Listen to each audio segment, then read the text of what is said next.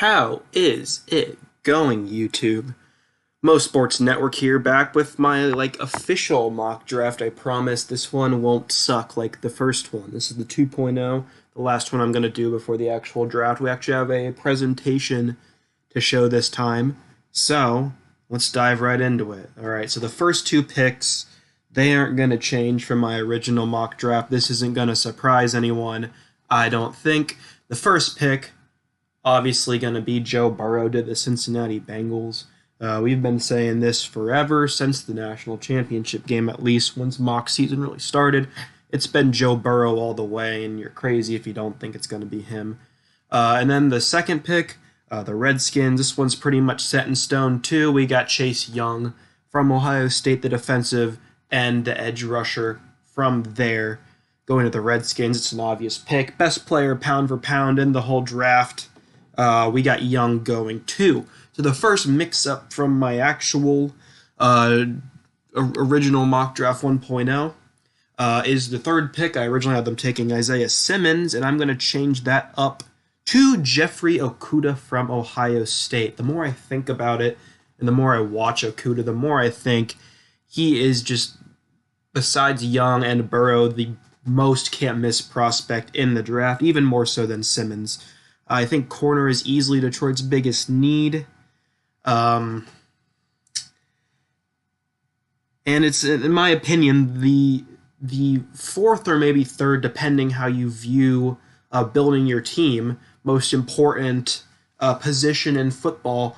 More rather, linebacker is more of an afterthought when building your team. You could always get a Bobby Wagner, I suppose, and it could make your team better, but you could just look at the Chiefs last year. Can you name their linebackers?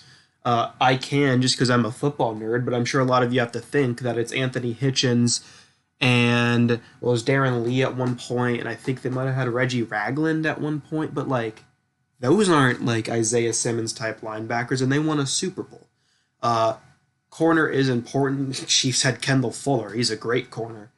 Corners, I think, are more important than linebacker, and so that's why Jeff Okudah, I'm going to have him go to Ohio State. Fourth, the Giants. I'm not going to hold you in suspense. I have the Giants actually taking Isaiah Simmons. I know tackle is very popular, mocking them to the Giants, but I think you can get a tackle in this class to protect Daniel Jones in the second round. They have Nate Solder at left tackle already, so it's not as dying of a need as linebacker. And Isaiah Simmons is special. There are tackles you could, if you're the Giants who are picking early in the second, you could get an Ezra Cleveland potentially, or an Austin Jackson, just a very solid offensive lineman. And you can't get an Isaiah Simmons later in this draft or in any draft. He's one of the best linebackers that we've seen come out as of recent. So they'll find their offensive tackle, their new right tackle, in the second round, or they'll try for it, and I think Isaiah Simmons got to be the pick at 4. So the Dolphins, there's some debate here. Their offensive line is horrible, and Tua has an injury. So do you subject Tua, because he's the pick, he would be the pick here, to that horrible offensive line? I'm just saying, over a Herbert, for example. Do you subject Tua to that? And my opinion on the matter is, if your guy's there, Tua's been saying Miami's been saying Tua's their guy for a while. You take your guy.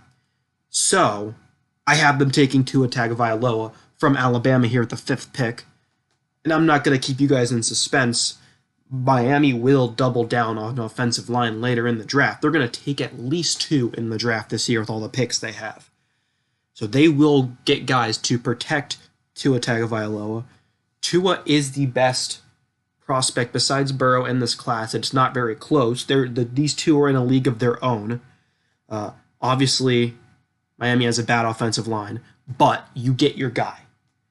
You don't wait for Trevor Lawrence or do anything of that sort. You get your guy now, because a thing could happen similar to last year, and Ryan Fitzpatrick could mess around and win you 6 games, especially in a weakened AFC East this year. So I have Tua going 5th.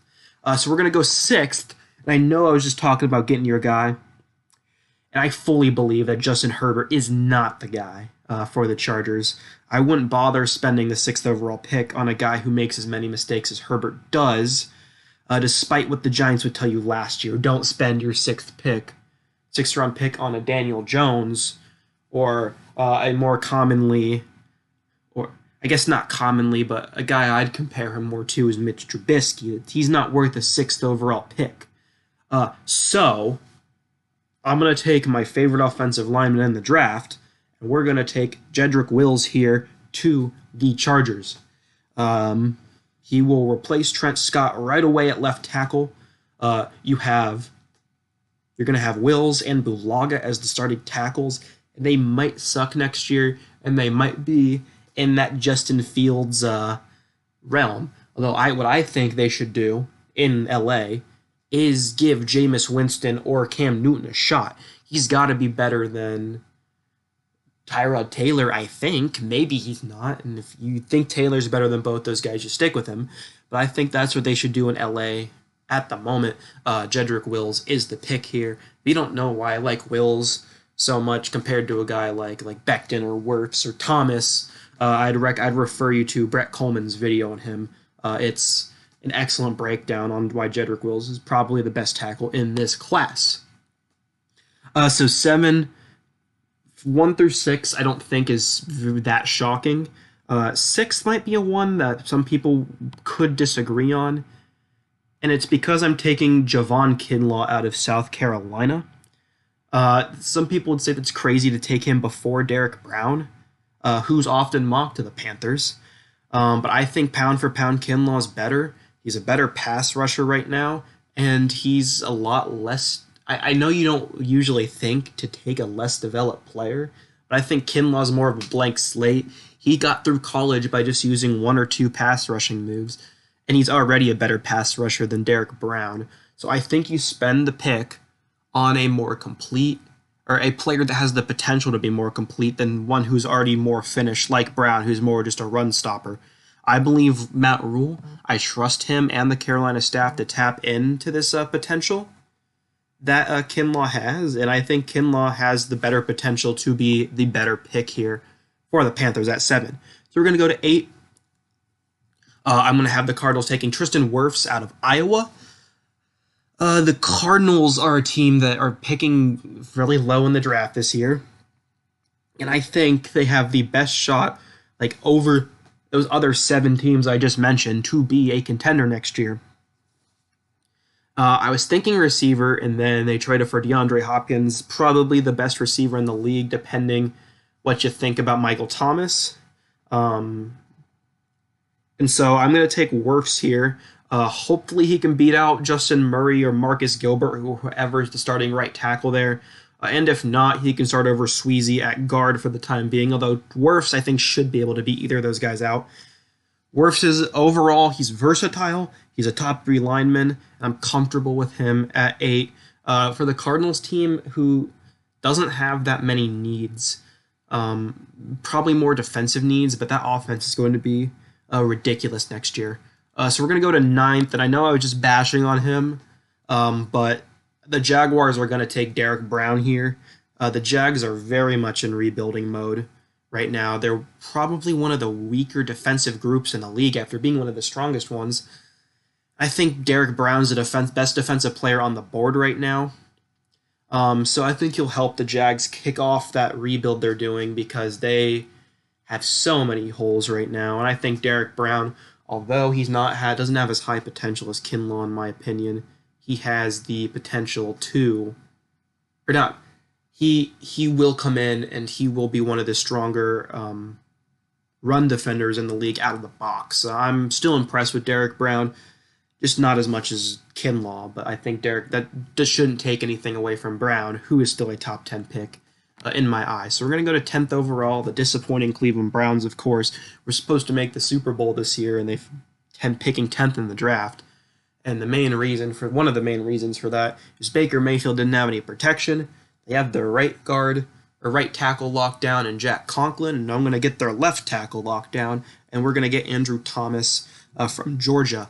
He's the last guy in the best 3 tackles. I have these 3 guys: Wirfs, Wills and Thomas in a league of their own in this class. I think the Browns are going to be excited that he's still available here at 10.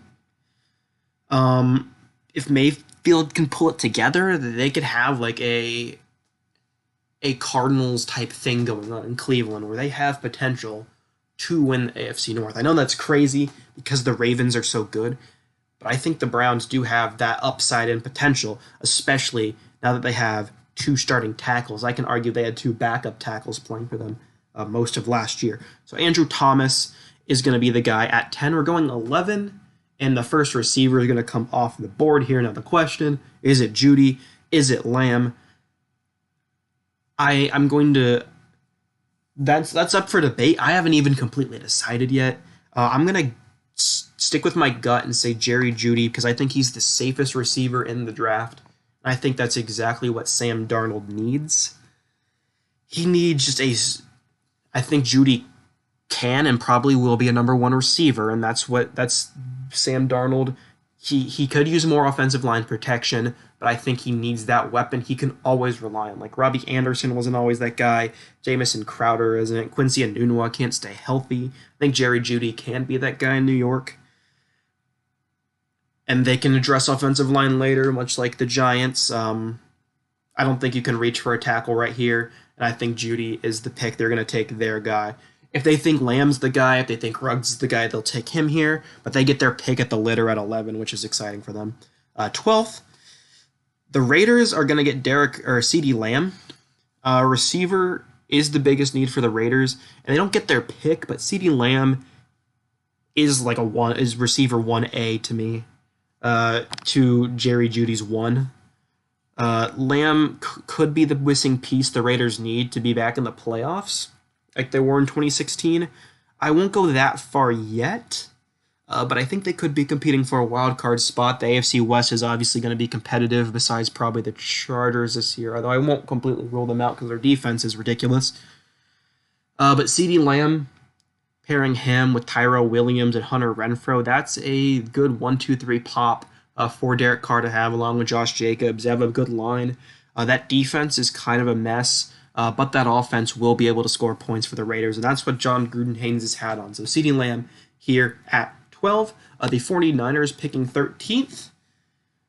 I really wanted them to have a Javon Kinlaw or Derek Brown, but since both of them are gone, I'm going to get a complimentary piece for Jimmy Garoppolo and Deebo Samuel, and that's going to be Henry Ruggs out of Alabama. Sorry, the picture is a little blurry. I didn't notice that until I made it into full screen mode. But Deebo Samuel, he's a very versatile receiver, and adding that deep threat with Ruggs is perfect. The Niners fell short in the Super Bowl because Jimmy G didn't make enough plays. I think if they had like a Ruggs-type receiver, they perhaps could have made those plays. Especially since the defense made Patrick Mahomes look human, which is kind of hard to do. So that's that. Here at 13, I'm going to have the Niners taking Ruggs. 14th, Tampa Bay. This one's a bit of a surprise. I'm going to have them take Josh Jones out of Houston. Yes, I like him more than Mekhi Becton. Jones had the top Pro Football Focus rating ever. They haven't been doing college rankings that long, but ever for a non-Power 5 lineman. The Bucs window is now with Tom Brady.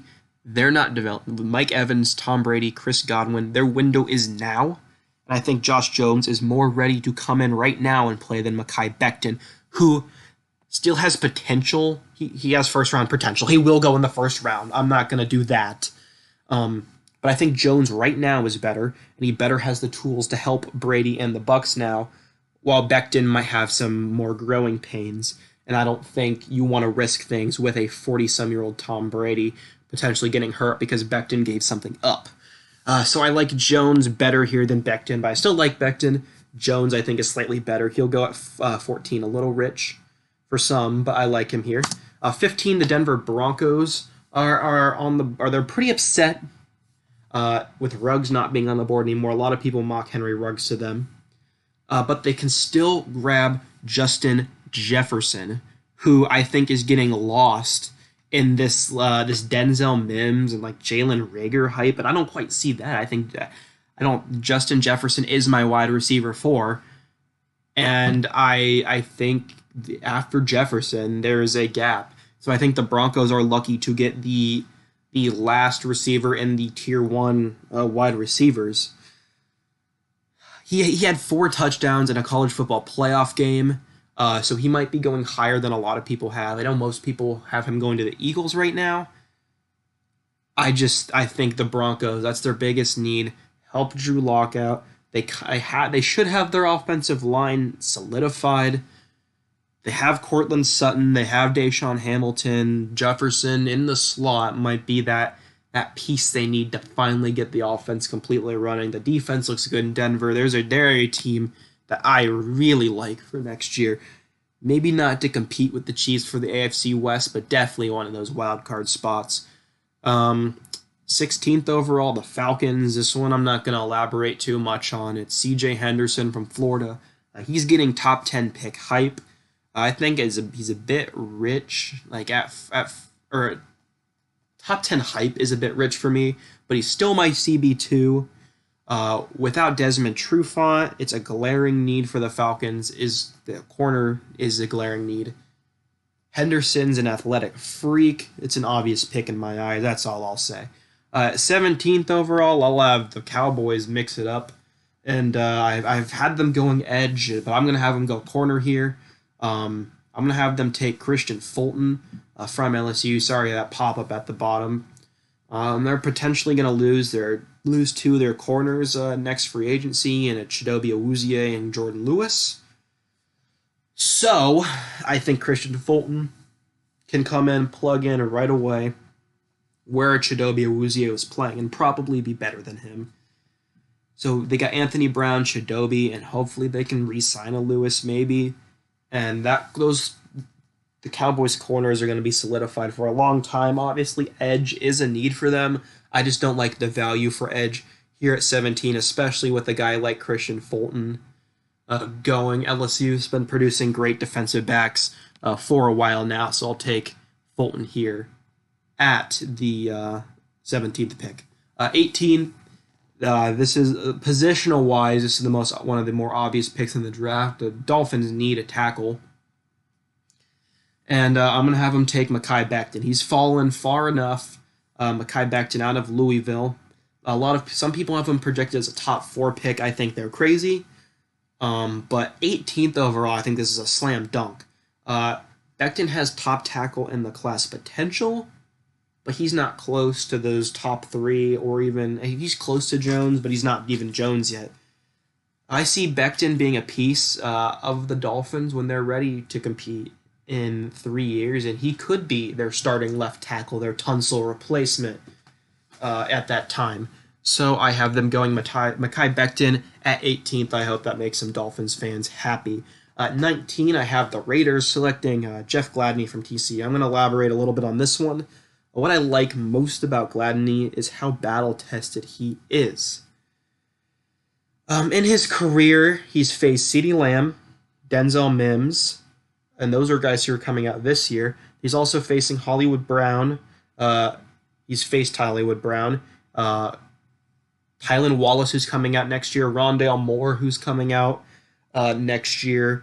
Also, he faced who just went to the Cardinals? Hakeem Butler. He faced him. He's probably faced some of the best talent in college football, not to mention Ohio State and Texas receivers, who won't be first-round picks in this draft, but he faced them nonetheless, and he did pretty well. He performed well. And this isn't him playing against all those guys, isn't even acknowledging that he is super talented man-to-man. I'm not saying he's a can't-miss prospect, but I really like the idea of Gladney Island in Vegas, and I think Jeff Gladney has that potential. I don't know if a lot of people have him going above top 20, but he's just a cornerback that I've sort of come to really like. He's had a couple bad games, but it's because he's played against so many top-level competition at TCU, and I still think he's deserving of a first-rounder. I'm going to have to do a little bit of explaining for this pick for the Jaguars.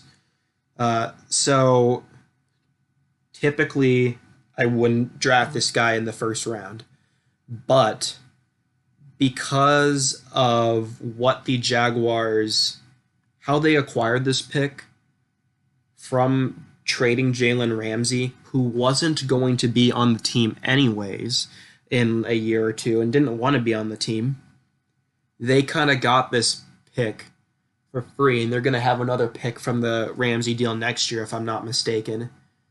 So I'm going to have them take Justin Herbert, the quarterback from Oregon. I'm not a Herbert guy by any stretch of the imagination, but he does have potential, and the Jaguars have been looking for a quarterback forever. I think he has the potential to be their best quarterback since Mark Brunell. That's not necessarily praise on Herbert and more saying the opposite in Jacksonville. The quarterbacks have been horrible, but since they got that pick for Ramsey, who wasn't in the team's future plans, I see it worth the risk. I love him to death, but Gardner Minshew is not the answer in Jacksonville, and I would have a backup plan if tanking for Trevor Lawrence doesn't necessarily work. And if tanking for Trevor does work, and they get the first overall pick next year, they can ship Justin Herbert off, much like Josh Rosen was shipped off in Arizona last year for Kyler Murray. So I think that's a good plan for Justin Herbert. If he works out, great for Jacksonville. If he doesn't, it's not going to hurt them too much because they kind of got this pick you gave up Jalen Ramsey, but Jalen Ramsey was not going to be on your team regardless when you're ready to compete. So Justin Herbert going 20th. 21st, another pick that I'm not the biggest fan of, but the Eagles need receivers so badly right now that I think they need to go Denzel Mims a little earlier than I typically would have him go. Here's Denzel Mims out of Baylor. I think there's a big gap between him and Jefferson 4 and 5. After Jefferson, a lot of the receivers specialize in one thing, and Denzel Mims is that straight down the field. He's not he can run routes well, but he wasn't asked to at Baylor a lot, so I need to see more of that. But I think he can help Carson Wentz be a quality option, better than Greg Ward, better than J.J. Arcega-Whiteside. And if they can, with Alshon Jeffrey, Denzel Mims, and whatever they can get from Deshaun Jackson if he stays healthy, I know this is bold to say, but I think Philly can repeat in the NFC East, although it's the NFC East, so who really knows? 22nd overall, Vikings fans probably not going to love this pick, but every NFL scout has their guy that they think is a first rounder and no one else thinks they are. And this guy is my guy. And you can disagree with me and call me dumb if you want in the comments, but my guy is Damon Arnette out of Ohio State, and I have him going to the Vikings at 22. I think Gladney would be a perfect fit here, and if he falls to the Vikings, I'd expect him to take him. But I don't think he'll be here. At least in my mock, he's not. So I'm going to have him go with my cornerback 5, who's Damon Arnette. He's close. A lot of people have him from cornerback 6 to 10, and I just think that's crazy low. I have him as my 5th best, though AJ Terrell is very close. I'm not going to disrespect him. But I think this Damon Arnette, I wouldn't call it slander because he's still projected 2nd, 3rd round. I think he should be getting first round hype. Why people don't necessarily think he's a first rounder, in my opinion, is because how crazy Jeff Okudah was, and no one wanted to target him. So everyone's throwing at Damon Arnette, and of course, if they throw at you all the time, you're going to give up stuff eventually. So Damon Arnette did give things up in college. He's not perfect. He's not like CB1 or 2. He's still the 5th best corner in this draft, but I think the Vikings need a corner badly. With they don't have Xavier Rhodes anymore. They don't have who's the Michigan State guy who just went to the Bengals? Trey Waynes. They don't have Mackenzie Alexander anymore, so corner's a huge need.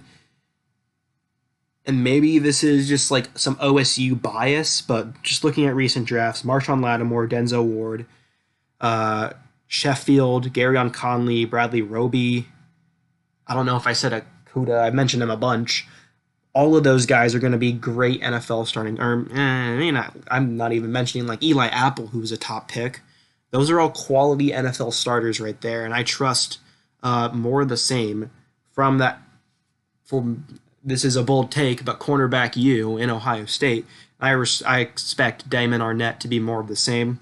He's not going to go in the first round, but whoever gets him in the second or third round is getting a huge steal in my eyes. So I love Damon Arnett here to the Vikings. 23rd overall.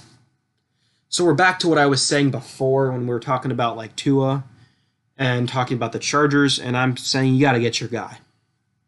And for the Patriots, I don't think Jarrett Stidham's your guy, and I think their guy has to be Jordan Love out of Utah State. Jordan Love is a flawed prospect, and I'm not going to tell you he's not.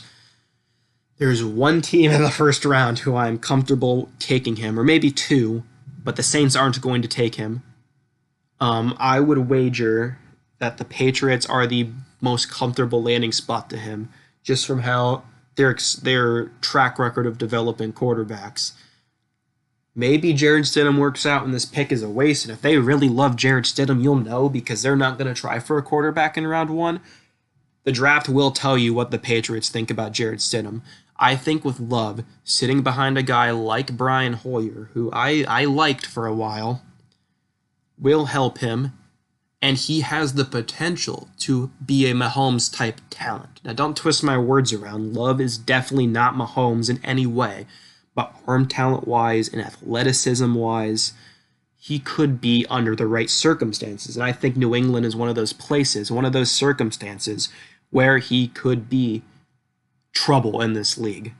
I think New England is the best landing spot for him. Could New England trade up in the second for him? Perhaps. But I'm going to have him going 23, especially since you're worried about a team like maybe the Saints really liking him, who are picking next. So the Saints are next on the board, and I have them selecting Patrick Queen, another guy I don't have too much to say about. I have some nerves about Queen, but once you get in the mid-20s, there's no sure thing picks anymore. We've only seen him start 10 or so games at LSU, but in those 10 games, he was vital to that LSU defense, especially in the college football playoff. Once you saw Queen starting more, the LSU defense tightened up because it was pretty bad at the beginning of the season, if you don't remember. And Queen definitely improved it, although they did give up points still. But when you're facing teams like Clemson and Oklahoma, and was he there for the Bama game? I think so. When you're playing teams like that, you're going to give up points regardless. So Patrick Queen's who I have here. He's the best athlete in the draft besides Queen and another guy I have going in the first round who's probably not who you think. As far as linebacker goes, Simmons is an athletic. He's just freaky. So no one's going to be a better athlete than him. But I like Patrick Queen a lot. I'm going to have him go to the Saints who need a linebacker desperately, and I think Queen could be that guy. So at 25th, I think Vikings fans are going to very much hate me for this draft. I'm going to pick a player who is falling down many people's boards, and I guess I get it, but at the same time, I don't. So at 25th, I'm going to give the Minnesota Vikings T. Higgins, the wide receiver out of Clemson. So kind of back to the Damon Arnett point, there's one thing that I really trust. It's Clemson wide receivers. DeAndre Hopkins, Sammy Watkins, Martavis Bryant for a while when he could stay off drugs and stay out of trouble. Hunter Renfrow is a starter in this league right now. Justin Ross is going to be a stud next year. I really trust those Clemson wide receivers. There's probably some I'm not even thinking of on the top of my head. Higgins had a couple stinkers, but he was either hurt in that game or he was facing a guy like Jeff Okuda or Christian Fulton or just stud corners who are going to go in the draft before Higgins. I think he pairs well with Adam Thielen will be the number one receiver in that. Higgins doesn't need to be. He can be a receiver too and work perfectly in the league, kind of like a Mike Williams from Clemson. I think that could work really well. I I think he pairs well with Thielen, and I think even though the Vikings probably will take a step back next year because they lost some pieces on defense, they're going to keep this window open with Kirk Cousins, and they're going to have another chance to make the playoffs next year. 26th, the Dolphins' offensive line is just so bad. And I'm going to have them go interior this time, the first interior guy off the board. He's the only interior offensive line I'd even consider in the first round or maybe even in the second round. And that's Cesar Ruiz out of Michigan. He's just out of anyone else's league, interior offensive line wise. Him and Becton should make the offensive line leagues better than they already are. People are penciling the Bills to win the AFC East next year, and with the growth I think the Jets and the Dolphins will have, I don't think that's necessarily a given. The Patriots are always going to be there, and the Jets and Dolphins aren't going to be much improved. I don't think this is a given for the Bills next year, especially with these two new pieces on the Dolphins offensive line to help Tua protect himself. 27th overall, I bet a lot of you guys have been screaming at me about this guy. The Seahawks are going to take Caleb on Chase on. They're like, why is he fallen so far? He should have gone by now. I don't think Kayvon Chason is like a top 15 pick, or some people have him going to like the Falcons or 16 to the Cowboys. I don't think that is his value. I'm kind of worried about his production. He's only has 9.5 sacks in his 3 years at LSU. Chase Young had 16.5 alone in 2019. But I think Kayvon Chason has the tools, the physical tools, to become a Jadeveon Clowney replacement in Seattle. He's probably best player available right now, and he fills Seattle's biggest needs. This one's kind of a no-brainer to me. I still like Chason despite me kind of bashing on him earlier. But I think he's a great pick at 27. 28, the Ravens are on the board, and Ravens fans are probably going to get mad at me for saying this. I'm going to have them go linebacker, and it's not Kenneth Murray. He's my favorite linebacker prospect in the draft, besides Simmons, of course. But his red flags make him fall, but I think... And he's not going to go in the first round. Don't get this twisted. This is just what I would do. I'm going to have the Ravens go Willie Gay Jr. out of Mississippi State. I get it. He punched his backup quarterback in the face. He cheated on a chemistry test. That's bad. Willie Gay knows that's bad. He's the best athlete at linebacker in the class. Let me just read some numbers off to you. Or besides Simmons, of course. Ran a 4.46 40-yard dash, 21 bench reps, which was 5th for linebackers, better than Simmons. He had the second best vertical jump, best broad jump, and very respectable 3-count and 20-yard shuttle times. So athletically, he's a freak. He didn't really exactly have the best production at Mississippi State, but that's because he was suspended for doing those other things.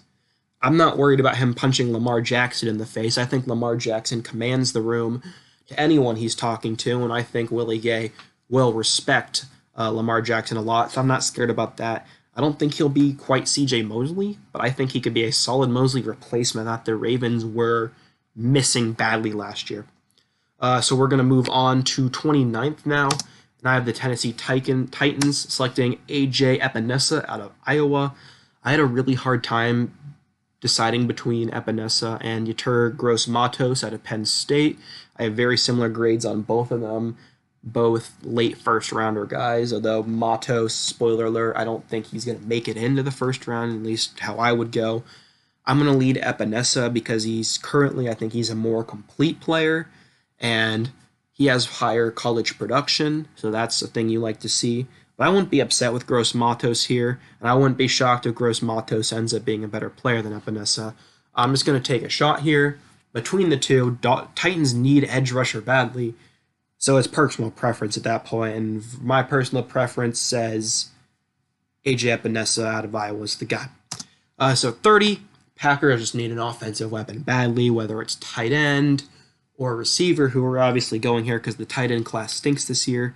The Packers just need a weapon. There are a couple options here, but I'm going to opt for Laviska Shenault out of Colorado. There we go. Every receiver at this point in the draft is flawed, and Chenault's flaws are his prior injuries, including one he suffered at the combine. And watching him, I think it's getting open, separating from corners on his own without scheming him open. I think Chenault, though, what he does well, he's super versatile. He took carries from the backfield as a running back or a halfback at Colorado. I think Matt LaFleur will find ways to use him. I'm gun shy on guys like Brandon Ayuk because I whiffed badly on N'Keal Harry last year. I was super high on him, and I think they're very similar players. They're different, but they're similar in my eyes. So Chenault I will take over Ayuk, who Ayuk's my next guy. But I think Laviska Chenault is going to be better than Lazard, Valdez Scantling, Kumaro, all those guys there in Green Bay. So I think he'll be the wide receiver 2 in Green Bay.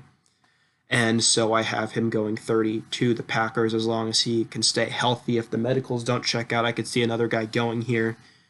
But I have Chenault at 30. I really like what I see from him. The 49ers at 31. Just like the last 2 picks, you could go a couple ways here.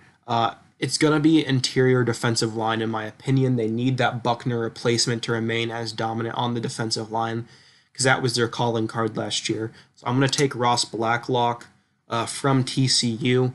You could also go Neville Gallimore. You could go Justin Madubuike. I'm high on Jordan Elliott from Missouri. All those guys are on the table here.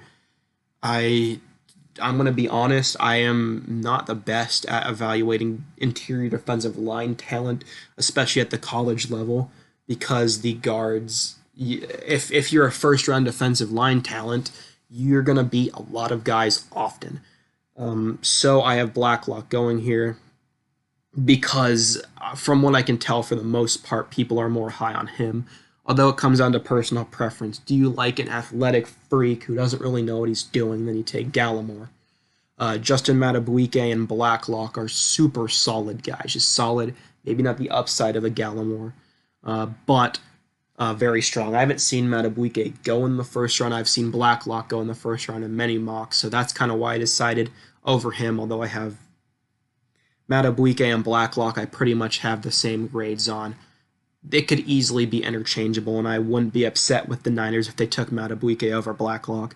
But it just comes down to those 2 guys, in my opinion, at defensive line for the Niners, and that guy will be the DeForest Buckner replacement, and I think they did a good job able to get Ruggs and their replacement for a Buckner who they couldn't pay.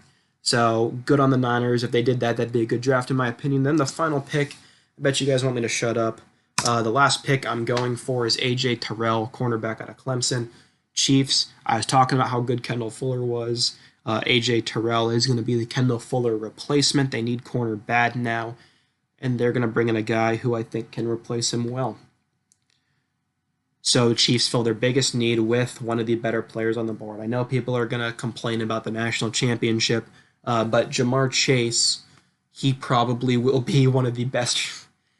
I would wager he's a top 15 receiver in the league coming out next year, and that might be a bit bold, but of course he's going to torch you. A.J. Terrell, I really like everything given, so I'm going to go him here at the last pick in the first round. So that's it from me today, guys.